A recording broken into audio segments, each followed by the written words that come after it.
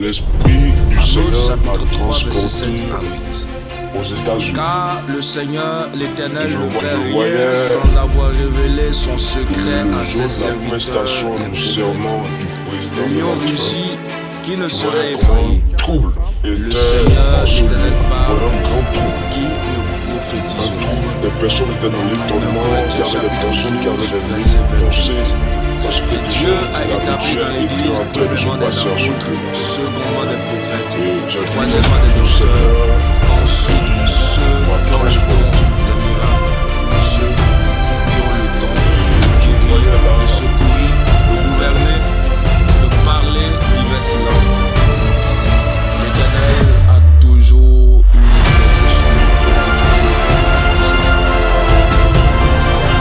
instruments qu'il a utilisés pour annoncer sa parole, pour annoncer sa pensée sur la nation et sur les peuples. Jusqu'à Jean-Baptiste, Amos chapitre 3 verset 7 à 8. Car le Seigneur l'Éternel ne fait rien sans avoir révélé son secret à ses serviteurs les prophètes. Le lion rugit, qui ne serait effrayé? Le Seigneur l'Éternel parle, qui ne prophétiserait? 1 Corinthiens chapitre 12 verset 28. Et Dieu a établi dans l'Église premièrement des apôtres, secondement des prophètes, troisièmement des docteurs, ensuite ceux qui ont le don des miracles, puis ceux qui ont le don de guérir, de secourir, de gouverner, de parler diverses langues. L'Éternel a toujours eu des instruments qu'il a utilisés pour annoncer sa parole, pour annoncer sa pensée sur les nations et sur les peuples. D'Abel jusqu'à Jean-Baptiste, le Seigneur Jésus lui-même parle des instruments qu'il a suscités pour annoncer sa pensée à son peuple. L'Éternel des armées a montré à son serviteur, le prophète J.D.E., dans ces éléments que nous allons suivre tout à l'heure, ce qui se passerait aux États-Unis d'Amérique. Suivez ces éléments. Suivez avec nous. Kéna. L'Esprit du Seigneur m'a transporté aux États-Unis. Et je voyais le jour de la prestation de serment du président Donald Trump. Je voyais comment un trouble était en ce lieu-là. Je voyais un grand trouble. Un trouble, des personnes étaient dans l'étonnement. Il y avait des personnes qui avaient des mines foncées parce que quelque chose d'inhabituel était en train de se passer en ce lieu-là. Et j'ai vu l'Esprit du Seigneur qui m'a transporté. Et je voyais là comment le président de la Trump était en train de prêter le serment. Et je voyais quelque chose d'inhabituel se passer là. L'Esprit du Seigneur m'a encore transporté ailleurs. Et je me suis retrouvé là, après la prestation de serment du président de la Trump. Cette prophétie annoncée sur la prestation de serment du président Donald Trump va s'accomplir simultanément le 19 et le 20 janvier 2025. Annoncé par son serviteur, le prophète J.D.E., le 13 janvier 2025, cela verra son accomplissement. Suivez cet extrait. Washington comme figé à quelques heures de l'investiture de Donald Trump. La capitale américaine est bouclée par les forces de l'ordre et 48 km de barricades protègent la Maison-Blanche et le Capitole. C'est ici, vers 12 heures, que Donald Trump doit prêter serment, la même où il y a 4 ans, ses partisans faisaient irruption pour empêcher de certifier la victoire de Joe Biden. Selon la tradition, la cérémonie doit se dérouler à l'extérieur face à la foule, comme en 2017. Mais un invité imprévu bouleverse la cérémonie, un froid polaire avec moins 4 degrés prévus. Le président prêtera donc serment à l'intérieur du Capitole sous la coupole, une première depuis l'investiture de Ronald Reagan il y a 40 ans. Seules 700 personnes triées sur le volet pourront y assister. Pour les dizaines de milliers d'Américains venus des 4 coins du... Suivez encore les détails de la prophétie de l'homme de Dieu. Écoutez. quinquennat.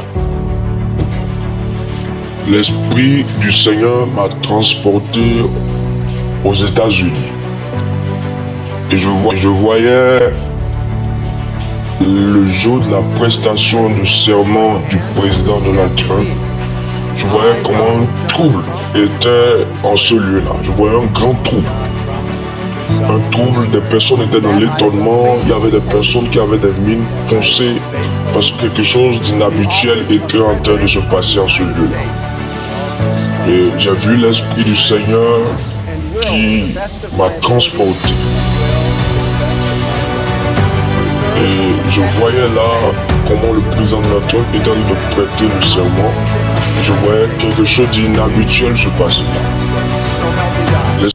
Suivez l'extrait de cet élément présenté par la chaîne France 24 à propos de la prestation de serment du président Donald Trump. Écoutez. Cet après-midi, il a dû... Le 47e président des États-Unis, dans son discours d'acceptation, il a multiplié des annonces chocs et des promesses. Léa Merlier, Axel Monnier et Jérôme. Ladies and gentlemen, the President-elect of the United States. Une cérémonie et une formule immuables depuis plus de 200 ans. Comme un air de déjà-vu, Donald Trump prête serment. Moi, Donald Trump, je jure solennellement. La main gauche sur deux Bibles, celle d'Abraham Lincoln et celle offerte par sa mère. De préserver, protéger et défendre. La Constitution des États-Unis. La Constitution des États-Unis. Sous la rotonde du Capitole, 700 invités triés sur le volet. Les anciens présidents Bill Clinton, George W. Bush ou encore Barack Obama. Aux premières loges aussi, les grands patrons de la tech, le fondateur d'Amazon, Jeff Bezos, ou le PDG de Meta, Mark Zuckerberg. Et évidemment, son soutien indéfectible, Elon Musk. Devant eux, il prononce un discours inaugural aux airs de revanche. L'âge d'or de l'Amérique commence maintenant. Ma vie a été sauvée pour une raison. J'ai été sauvé par Dieu pour rendre sa grandeur à l'Amérique. Ma plus grande fierté serait qu'on se souvienne de moi comme d'un homme de paix, rassembleur. Sur un ton plus offensif, il égrène ses mesures sur l'immigration, l'avenir du canal de Panama, l'inflation, mais aussi sur la conquête de Mars. Nous poursuivrons notre destinée manifeste dans les étoiles en envoyant un astronaute planter le drapeau américain sur la planète Mars. Maintenant, écoutez ce que dit la journaliste de TF1. Jusqu'à la dernière minute, le programme a été bouleversé. À cause du froid, les cérémonies en plein air ont été annulées. Il a fallu préparer une deuxième pièce pour les VIP qui ne pouvaient pas rentrer sous la rotonde et qui ont regardé la cérémonie sur écran géant. Et surtout cette question, comment accueillir les 220 000 personnes qui avaient des billets pour assister à cette cérémonie devant le Capitole à l'extérieur. 20 000 supporters trumpistes ont tout de même pu suivre la cérémonie dans cette aréna. À chaque annonce, des cris, des applaudissements et des larmes aussi. Un moment historique qu'il ne voulait pas manquer. Dès que Donald Trump a gagné l'élection, on a réservé un hôtel tout de suite pour être là. C'est fantastique, on est arrivé hier de Floride. On a attendu toute la journée, on voulait participer à l'événement. Tous espèrent apercevoir le 47e président des États-Unis, attendu ici, dans la soirée. Vous venez de le voir et de l'entendre, à cause du froid polaire, les supporters de Donald Trump n'ont pas pu se rassembler à l'extérieur. Ils se sont donné rendez-vous dans un complexe sportif à Washington. La victoire de leur héros est pour eux une revanche et une source d'espoir. Amos chapitre 3 verset 5. Car le Seigneur l'Éternel ne fait rien sans avoir révélé son secret à ses serviteurs, les prophètes. Ainsi a parlé l'Éternel des armées, ainsi sa parole s'est accomplie. Rendons grâce à Dieu. Abonnez-vous à cette chaîne, la chaîne du prophétique. Shalom.